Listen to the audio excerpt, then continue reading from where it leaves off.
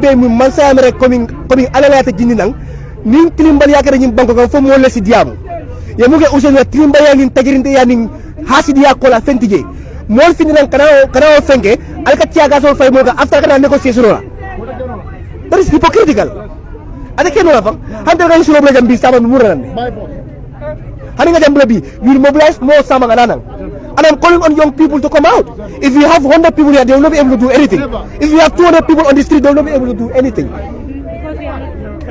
But if you have 10 people and then they tiagasola effect kasia volto, eka sembo soro volto. Usain is going to sleep at mile 2 again after being discharged by a competent court of law. For what? Because the state is not satisfied with the courts. Why? That's their business with the courts. They don't respect the judiciary. Usain have slept behind bars on a false accusation for 2.5 years.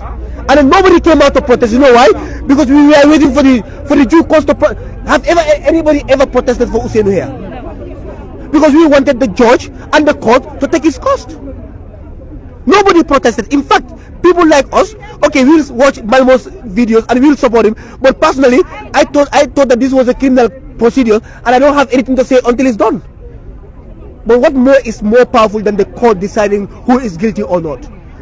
What is more powerful than the law taking its course? So Pate was saying he was trying to talk to Lami to see that whether there can be a dialogue here for the youth to discuss. What do you have to say on that? That's the normal, it's a tradition. Who did not expect this? We expected this to happen. We expected that the police will come here because it's a state machinery to come and disperse people, to come and brutalize people, right? They throw tear gas on people. And this is deliberate. They need to know that if 20 people are protesting, 100 people are going their normal businesses. It's only in the Gambia a crowd less than 50 people is controlled by tear gas, is controlled by force. And this has been a norm. The millions we spend on the TRRC, the never again is crap.